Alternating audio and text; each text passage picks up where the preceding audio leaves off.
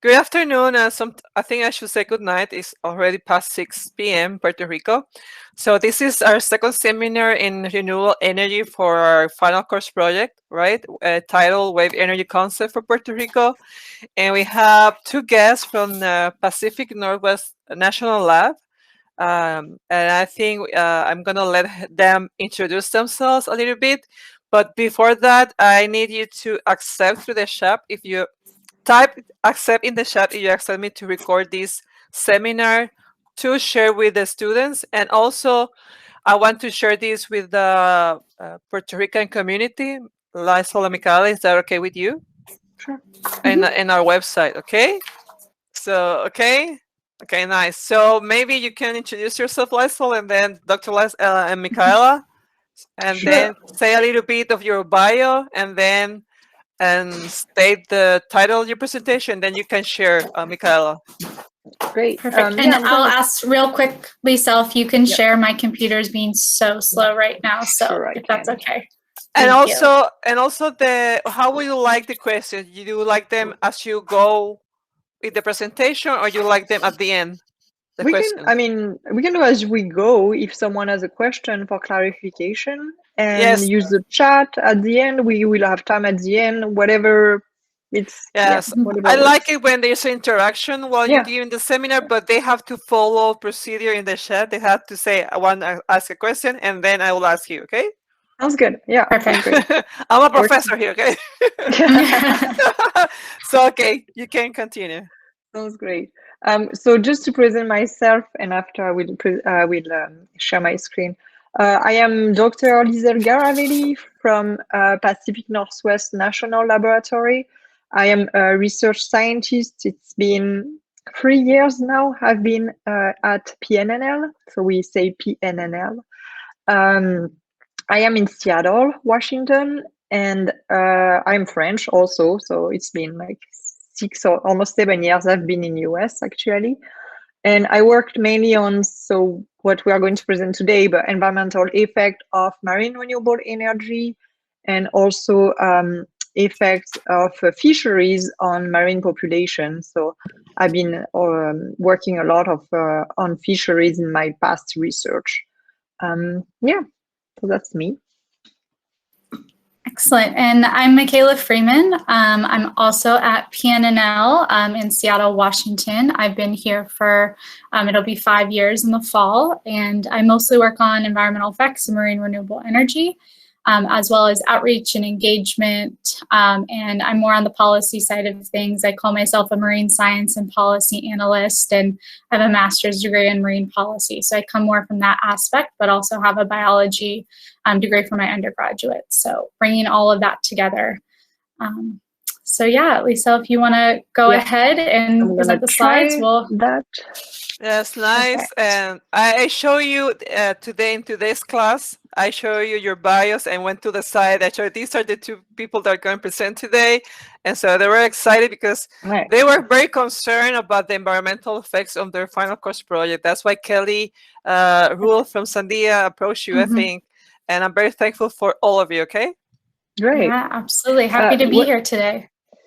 So I think we've introduced ourselves. Today we're going to talk about environmental effects of marine renewable energy. We know you got a great overview of what marine renewable energies are, more from that technology engineering side. So we hope to be able to supplement and focus on the environmental effects today. Next slide. So today we're going to give you a brief interview of the project we work on, OES-Environmental.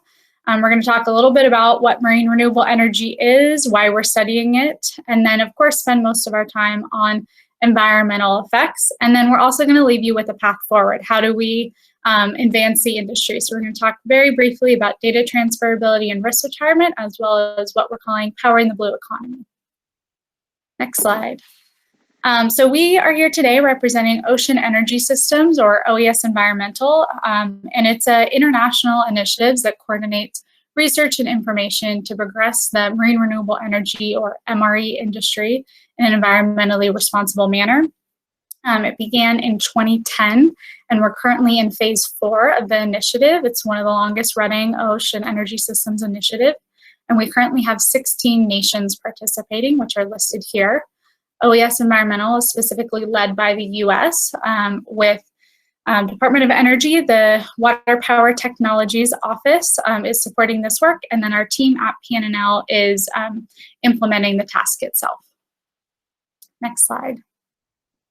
So we know you heard about TETHIS at your last presentation, but we wanted to mention it here because our team at PNNL is the one who runs the website. We put all the content up.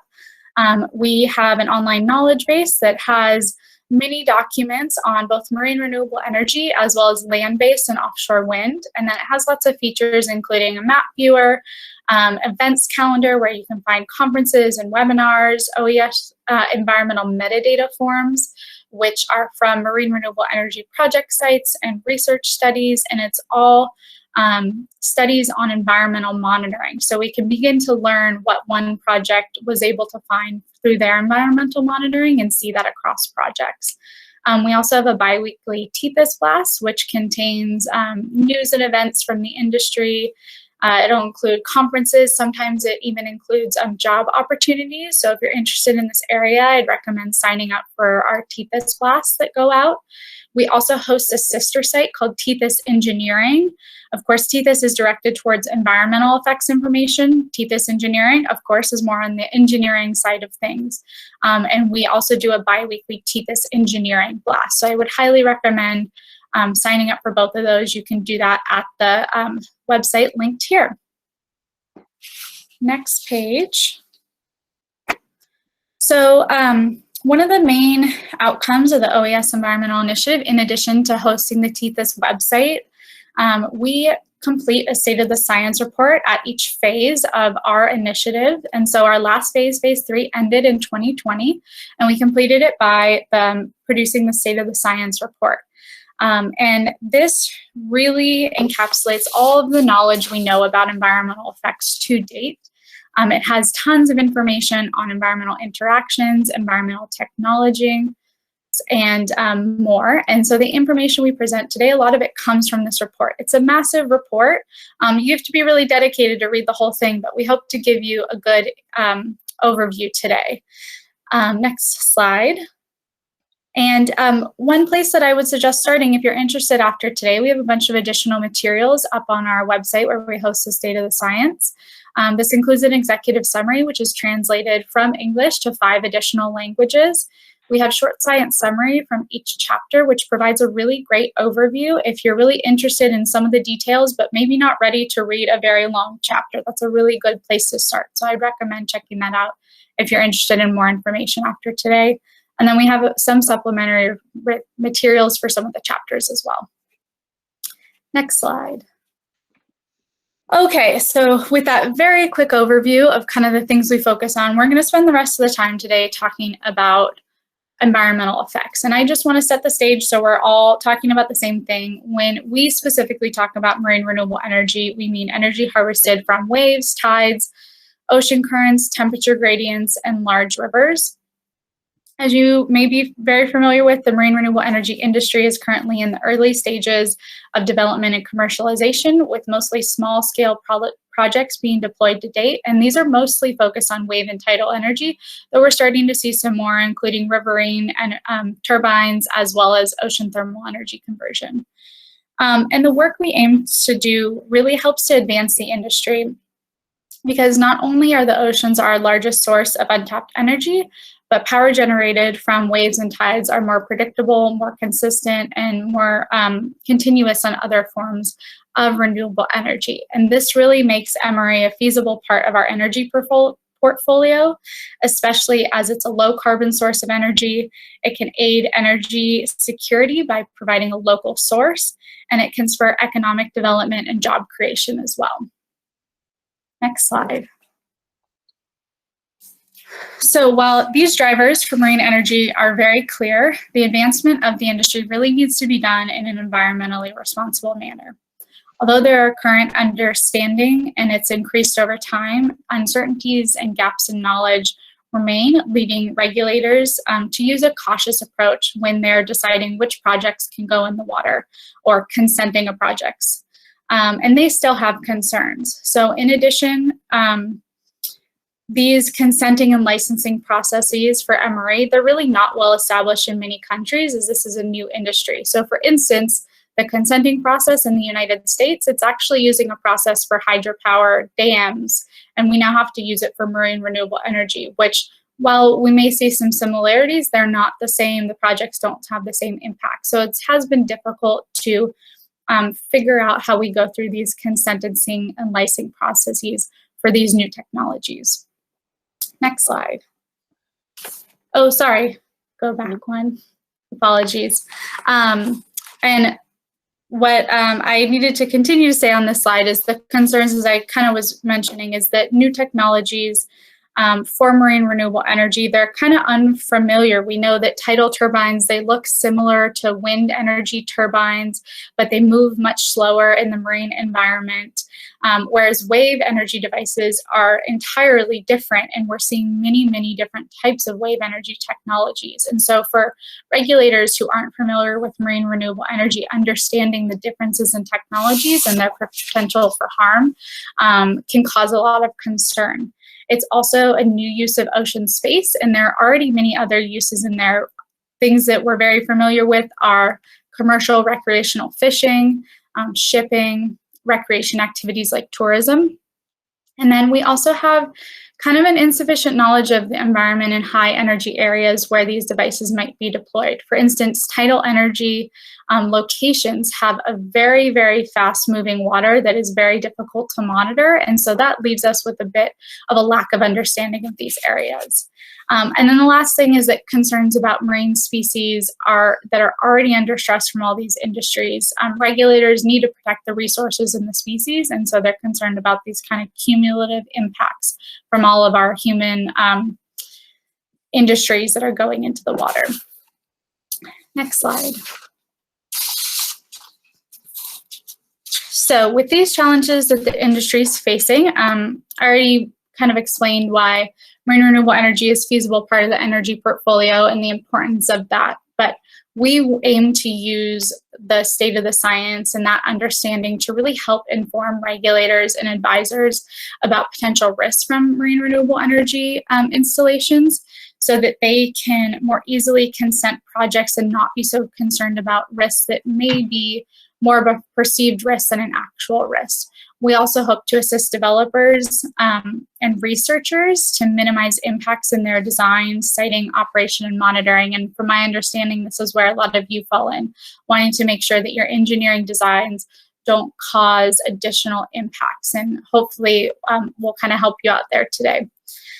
So this improved information can all simplify consenting and shorten timelines, as well as help deploy devices, get them in the water. Right now, what we really need is to see devices in the water, to monitor around them, and to understand what the impacts are. We can only do so many studies and monitoring beforehand. Yes, Maria? I have to lower this so it doesn't, it automatically gets muted. So, okay. So I see you put MRE is a feasible part of the energy portfolio. Did you know like a percentage, like if of the whole energy portfolio, how much does MRE accounts for? Yeah, that's a really great question. I don't have a good answer to that. And of course, it will differ by country and what resources available. I know a lot in the US, we talk about how other renewable energies can get us to 90% renewable. And then there's this additional like 10% gap, which we know that marine energy can fill. So I don't have a specific on that. I don't know, Lisa, if you have something there, but I don't, and yes, sorry. It doesn't have to be a number. It can say, oh, it's the top 3 or it's the second. Okay, it's like it has to, like I'm very, very curious of what, like the pie, like the whole thing is a pie, and then. Yeah, on the renewable energy, solar is a big one. Wind because of land, you know. I can see you, so I hope you can see me. But I can. Yeah, I can see you. I have those 2 screens, so I can see anything. And I would say maybe in the top 3, because wind is a big one, and offshore wind is actually not in marine renewable energy, but it's part of ocean energy. Okay. So yeah, but solar is pretty big. Solar is top, first, and then wind second, and then Wind because marine? of land based. Okay. Yeah. Okay. I'll Thank you. also add that some people include like nuclear energy and Mm. renewable energy, since technically it is renewable, though many Technic- of us have different feelings about it. Yeah, I wanted to but ask you that- because I have read a lot about that. I even went to some seminars at US, but like it doesn't ring to my head. But maybe you can explain a little bit, or no? Maybe later. I But don't have much of an understanding of the nuclear industry. That is, not something we tend to focus on. We do a little bit in wind and specifically offshore wind, so that's mainly where we focus. I think okay. really the biggest thing with marine energy, that's I think the important point, is it's a feasible part of the energy portfolio, but we're not there yet to commercialization. And so Okay. the thing to understand is, how do we get there so that it actually becomes realistic? And we are making progress in the industry, but there's a lot of understanding we need to know, whether it's on the technology engineering side or on the environmental effects side. So there's a lot of uncertainties we kind of need to resolve, and we all need to work together to figure these out and to move forward. Yeah. Excellent. So, I mean, that brings me to my last point. I guess I was making that without knowing, but sharing information internationally, decreasing scientific uncertainty, and really clarifying between what are perceived risks that people may think is a risk but actually isn't, versus what are the actual risks that we should be concerned about, that we should be researching. And I think with that, I will pass it over to Lisel, who will give us an overview of some key environmental effects. Thank you, Michaela. And if someone has a question, please let me know, because I don't see anyone. So,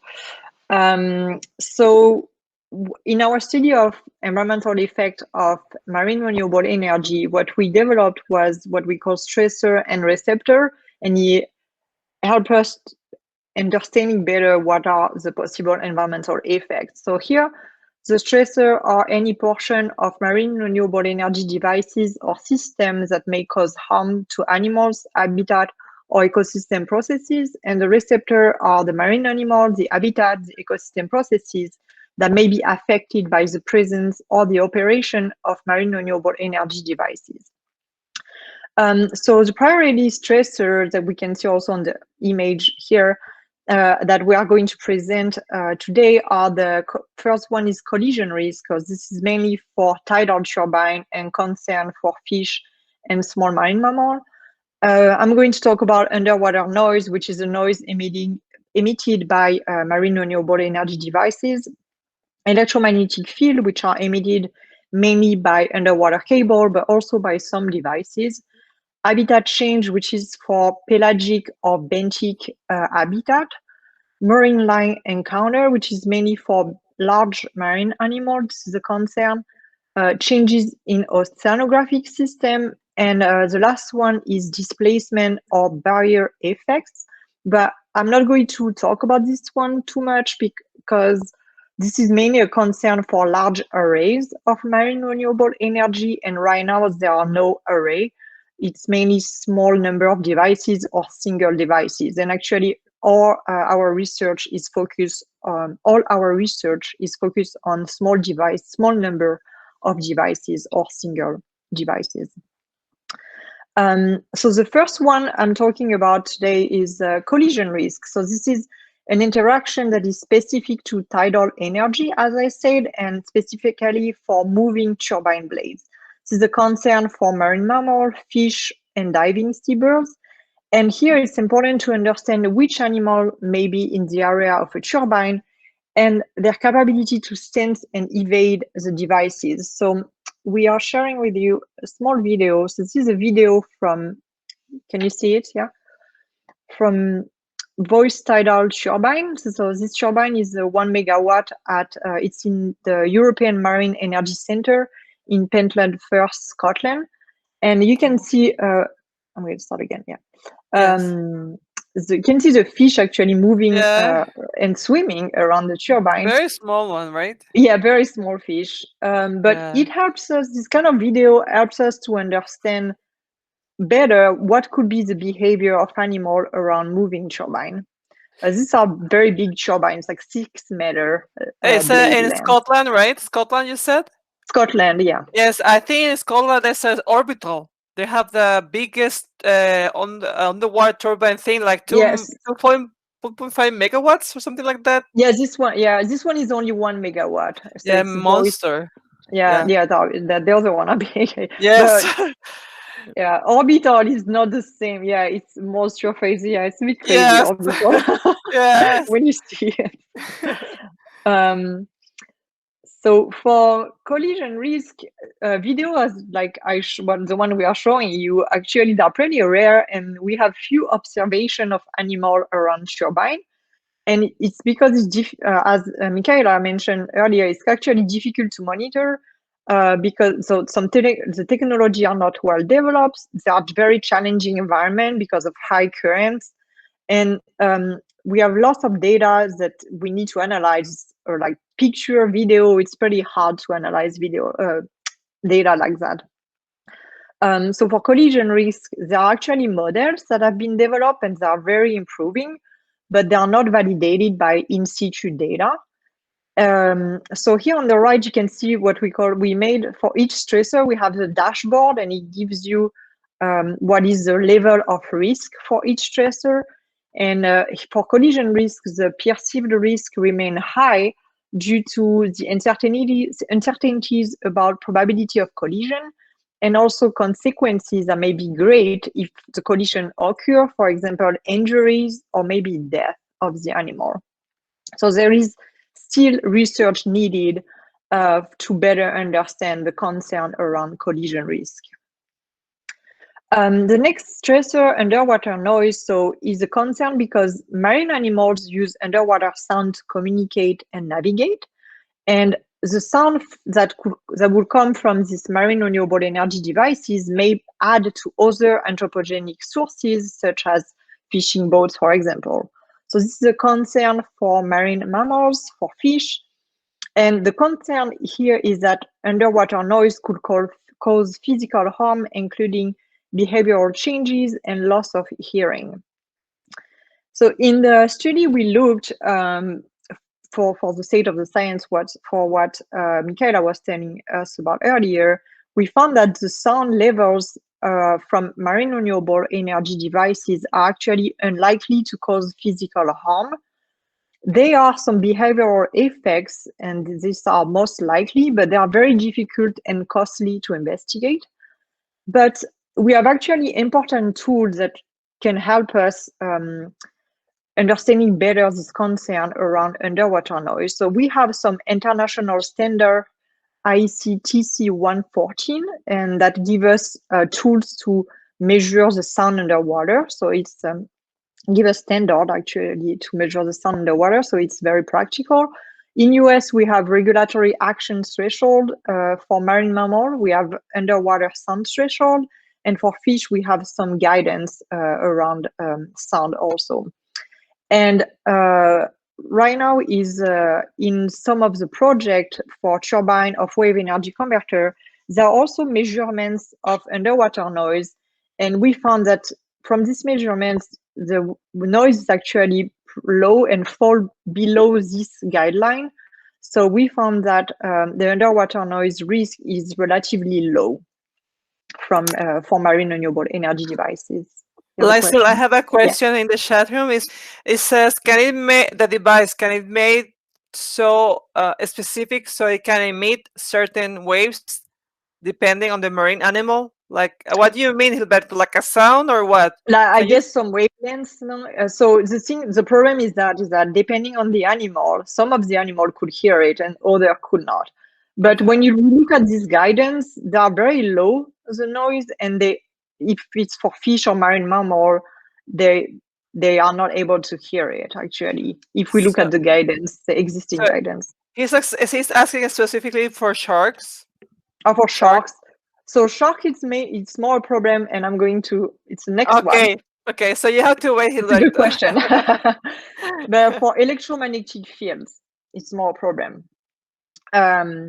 So electromagnetic field, they are produced by power export cable and energize parts of the devices, and they can add to naturally occurring magnetic fields. And shark use a lot this natural magnetic field to move in the environment. So this is there is a potential from electromagnetic field from marine renewable energy devices to disturb some marine animal.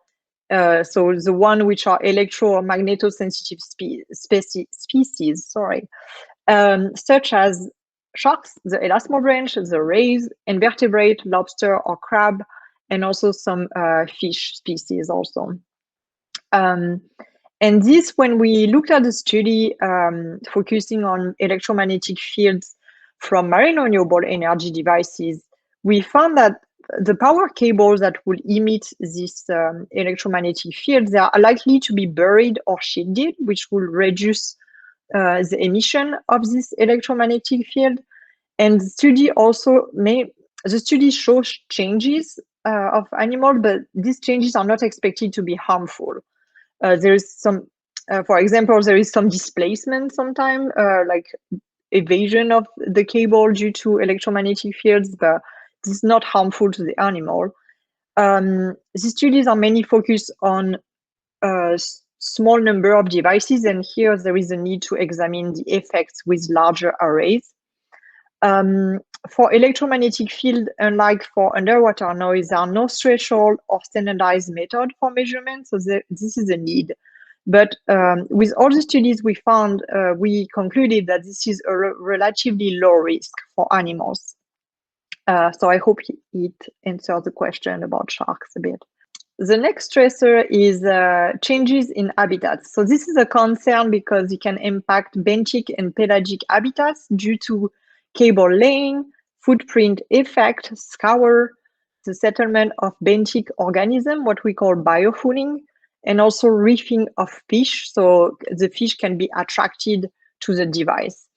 And there is also a possibility for indirect effects, such as food web, effects on food web, some effects like reserve effect and spillover effect, and also a theoretical potential for introduction of non-native species.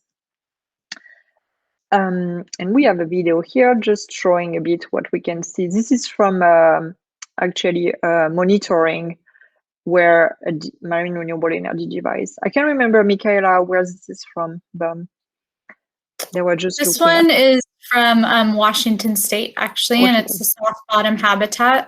The idea here is with changes in habitats to avoid unique and rare habitats. As you can see here, there's lots of organisms, and we do see things on the seafloor, but we're not seeing those unique habitats which we would certainly want to avoid. Yeah. Can I ask you what device are you using to monitor underwater? Yeah, you call it a drone, underwater drone? It looks like it's an underwater camera here. You can see at some point the laser. Okay. Yeah. And this was not done by us. I think this was done by students at the Oregon State University. Okay. That's a cool video. Thank you. So what we found with all the studies about changing habitat from marine renewable energy devices is that the effects are actually similar to effects from other offshore industries, such as, for example, the oil and gas industry. And as this, similarly as this offshore industry, and as Michaela just mentioned, there is actually a need to be, this project needs to be sited to avoid important or unique habitats. For example, the fish, we want to avoid spawning habitats, stuff like that. So this is actually a relatively low risk for the environment. The next one is changes in oceanographic systems. So when we place marine renewable energy devices in the ocean, this may change the circulation. This may remove energy from the system. For example, it can decrease or increase the wave height. This may change patterns of sediment movement, alter water quality, or impact the marine food web. And so here you can see on this figure on the right, a paper from our colleague at PNNL, and it's a model, a result from model, and they were looking at the change of velocity around tidal turbine, current velocity. And can you go?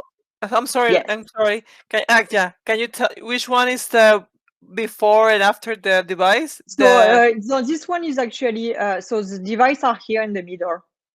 there were a lot. It was a very large array. It was 100 and up to 1,000 devices. Actually, they tried several number, and this one show velocity, and this one the bed stress. Yeah, so they're not before and after, but No, rather so before, during the movement. Yeah. And the conclusions of the study was basically we have to put hundreds of devices in the water before we really see impacts. Okay. And that is not something that, at least for a while, is going to be realistic. So it goes up after the increased number of devices. So does it go up? Like I cannot see the velocity profile. Like so the colors means increases in velocity or decreases? No, it's actually so yeah, it means increases here. Okay. So it's a velocity deficit. I think it's the deficit is what they have to check the paper again, but I think they calculate. Yeah. Okay. I think behind the turbines, there's actually a deficit in velocity, that kind of removal of the energy. So you see that the velocity, I think, lessens in those areas. But the and then that quickly, and it quickly falls away. Okay. Yeah. Yeah. But it's as Mikaela mentioned, they tried several devices in this model and several number of devices, and you only see the like an effect when there are 100 or even 1,000. I think they went up to 1,000 devices in the water, which is not realistic. But in all of the study we looked into for oceanographic system, small number of marine renewable energy devices, the changes are too small to measure. And the model indicates that there could be changes, but from very large arrays. So as we say, very large array, even like large array don't exist right now. And the model will need to be validated. So it's a bit tricky. But based on these modeling studies that found that there is actually no change, I mean, very small change for small number of devices, we concluded that this risk is very low. And this is the last one, encounter with mooring and cable. So this is a concern because there could be entrapment or entanglement of animal in mooring lines or cable. This is mainly a concern for large marine mammals, such as the whale. Here we have a basking shark on the figure also. And it's a concern because there are several studies showing entanglement or entrapment, but on loose fishing gear or on old submarine cable. And for marine renewable energy devices, actually, I'm going to go back on this one after. But for marine renewable energy devices, there are no loose ends to mooring line or cable, no loops.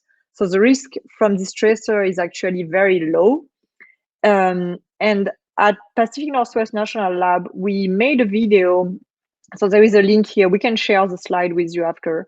But this is for offshore floating wind, but the technology is the same. You have this big mooring line, and we made this video to show like what is the scale here of the whale compared with the mooring line or the spacing. You can see the whale, it's very small, we barely can see it on the video, 13 meter, platform spacing 800 meters. So pretty much the risk of a whale to encounter a mooring line is very low. So just to finish on this, what are the next steps to advance marine renewable energy industry? Overall, it appears that the likely risk to marine animals is small, except possibly for collision risk. And this is small for small number of marine renewable energy devices. So with all of this knowledge, we can actually help marine renewable energy developers and regulators move forward with these 4 principles. So there is a need here to collect data for consenting needs to be proportionate to the risk. The researchers need to help get enough data on risk for the regulators to depend upon. There is a need to be able to use or transfer the information from consented projects and studies to apply to new projects. And the risks that are small and well understood need to be retired, so we don't examine them for every project, but we may need to revisit some of these risks for large arrays. So in addition to the environmental effects that Lisel just presented, something that gets included in environmental impacts assessment is social and economics effects, which should not be left out of our understanding. It's not something that OES-Environmental specifically focuses on, but we do note that there's a need for this. So we have a chapter on data collection needs for social and economic effects in our State of the Science chapter. So I just wanted to briefly go over what do we consider social and economic effects. And to point out that marine renewable energy developments have the potential to create significant benefits, such as stimulating economic development, generating revenue and employment, providing opportunities for tourism, which can include sightseeing as fishing. As Lisel mentioned in hers, devices may actually attract fish, which could become a sightseeing kind of source, or even just some sort of like educational sightseeing on marine energy devices. They can also lead to improved local infrastructure and services, for instance, ports and road improvements, and then contribute to overall health and well-being. On the other hand, if MRE projects are not carefully located and developed, they may have adverse effects on communities, economics, and employment. And this may include impacts on other marine uses, such as fishing or shipping or important cultural areas. It could alter the perceived value of an area. It can adversely affect direct employment and even well-being of a community. Next slide. Yes, Maria. So Gilberto had a question about a previous topic. Maybe, sure. Okay. So can I ask it now, or wait Sure. until then? I think he is focusing again on collision risk. Is it possible to use sonar technology to detect the location of sea animals, such as submarine, to again avoid a possible collision? I think that is for large collision, right? Like for Yeah, yes. the problem with collision is that the animals are pretty small, and we actually did a workshop on that a few weeks ago where we were talking about how can we detect collision. So to have some sensor on a turbine, but it would be impossible to detect a collision, except like if you have a huge animal colliding on a turbine, but it wouldn't happen. It's mainly like the concern is mainly for fish or for seal. What researchers use a lot are camera and some how do you call that? There was another passive word. acoustic monitoring. Yes, thank you. Passive acoustic monitoring. Yeah. Yeah. And they'll sometimes even use like system of camera where there'll be almost like a motion detector that will pick up something like swimming across, and then it'll trigger the camera, which will then take video of it, which will then trigger, if it gets close enough, a full picture so you can kind of zoom in and see. But you get these huge data mortgages, tons and tons of video data that someone has to then go through to say, did a seal even cross the path while we monitored? So that's actually something researchers at PNNL are working on, is trying to automate that video review. I think they're asking because being in Puerto Rico on the west coast, the whales migrate through that coast during the year. So we are used to sightseeing a lot of whales going through that area, but I think that's why they're asking. And also for later, and maybe at the end, I want to ask you if you have some studies like in the tropics, like underwater tropics is different from other kind of underwater systems. So maybe at the end. We'll touch on that, but it won't be very satisfying, but we will get to that.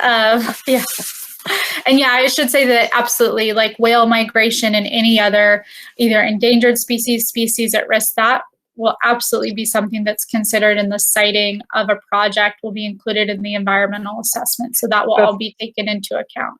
But for collision, for tidal, it's not really a problem because tidal is very close to the coast. Or like in river, and whales are usually very far offshore. So for tidal turbine, that's not really a concern. But it would be a concern for wave or energy. Right. When we talk about marine mammals, right, as you said earlier, seals, harbor porpoise. Another smaller. Another concern of my students reading their projects, I'm already grading some phases, is the coral reefs in Puerto Rico. So they're very concerned about those. So maybe at the end you can. Yeah, I mean, I think the best explanation there is, again, that like siting outside of unique habitats, which coral reefs are absolutely that. So you would not site a device on a coral reef habitat. You would site it on a sandy bottom where you're not getting those like very unique, very important habitats for the biodiversity and for the different species. Yeah. Yes. Okay, great. So I will just quickly wrap up the socioeconomic, but basically I just wanted to point out that this needs to be considered. It's often required as part of a consenting application to get approval to put a device in the water. And as I mentioned, it's incorporated into environmental impacts assessment. However, we really have a lack of complete understanding of the benefits and adverse impacts from marine renewable energy. And we really need guidance on collection methods and assessments. We need information to understand impacts at different temporal scales as well as spatial scales. We need both quantitative and qualitative data to be able to have a fuller picture. So this is really important in social impacts. We don't just want numbers, we also want that quantitative data. What is someone's well-being like, which everyone has a different definition of well-being. What does that look like in a community? Are jobs that are being created, are those going to people who are being flown in for the project, or are you using local resources and local people to employ in those regions? And then, of course, a flexible planning approach to address uncertainty and early and consistent stakeholder engagement for marine renewable energy projects. And a lot of these things I just pointed out have the same exact needs for studying the specifically environmental effects. Next slide. So with all of that we talked today, I know Lisa mentioned some of the ways that we move forward. So we just wanted to kind of end with a broad overview of our path forward. We really think that we're able to aid the industry getting devices in the water, and we want to do so by continuing international outreach and engagement, sharing the data and information, doing presentations such as this to make sure that there's a large awareness of environmental impacts, identifying research gaps and data needs, which we do for every chapter of the State of the Science, what are our recommendations as well as uncertainties that are remaining, and then coordinate efforts to increase understanding. As I said, there's a lot of uncertainties we need to know, and it's best if we can all work together, especially in the environmental field. You know, you don't have the same need to like want to protect your engineering design and not be able to share that. We really need to share what we know from environmental monitoring if we're going to understand these impacts. And so OES-Environmental, we're really trying to work with regulators and developers to aid understanding of these effects and streamline consenting processes. So part of that is risk retirement and data transferability, which I'll mention in the next few slides. And then one of our main focuses that we're adding into OES-Environmental, which we haven't addressed before, is extending into more tropical areas in Southern Hemisphere regions. And we know, as you mentioned, the impacts are different from the more temperate regions where marine renewable energy has mostly been studied. So as I said, I don't have a satisfactory answer for you on the impacts there. We're actually just doing that. Lisa is leading that task, and we're finding it's actually very difficult to find information in these tropical areas. So we are contacting everyone we can to try and see who the experts are in the field and what the information is. And it sounds like we're going to have to get people together to start talking about it, because there's actually not many reports and journal articles out there yet. Yes, I think, I'm sorry, finish and then I can talk about that. Yeah. No, the only last thing is we're always looking towards our next State of the Science report. So in 2024, we'll have an updated version of the 2021 incorporating new knowledge and information. Yes, and did you finish? So I wanted to say that maybe we can make that happen here in Puerto Rico, so you can get some expert in that area. And here at the University of Puerto Rico, we have many campuses that focus on different things, and maybe they can participate in the 2024 report. That would be great. That would be wonderful. Yes. Thank you. Of course. Excellent. I just have a few more slides. I'll go through these really quick since I know we're behind. Actually, if we want to leave time for questions, I can skip through these. I know we had technical issues in the beginning. So Maria, what would you prefer? No, you finish. You finish your presentation, then we can ask. Okay, thank you.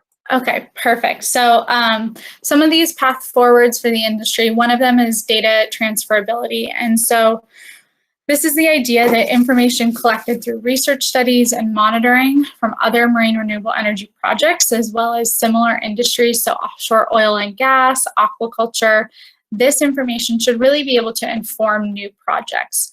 We know that site-specific data will be needed for all new projects, such as things like what is the benthic habitat in an area so we can avoid unique habitat. But we're hoping that by sharing this information and using our understanding, we can reduce the data needs, which will decrease the need for costly and long timelines for monitoring. Next slide, Lisa. In addition to this, as Lisa has kind of talked about, we're looking at, can we retire some of the risks that are low risk? And so we're looking at, for certain interactions, these risks may not need to be fully investigated for every project for small development. So that's kind of those dashboards Lisa was showing. Some of these are low risk. We think that they can be retired. And so part of this process is really relying on what's already known, or that data transferability piece. And risk retirement doesn't replace or contradict any regulatory process, but is really aimed to help developers and regulators as they go to put devices in the water. And so through OES-Environmental, we're looking at risk retirement for underwater noise, EMF, changes in habitat, and changes in oceanographic processes, which you'll see lines up with what Lisa showed us today. Thank you very much. And please let us know if you have any questions. Okay, thank you very much to both of you for taking your time preparing this presentation.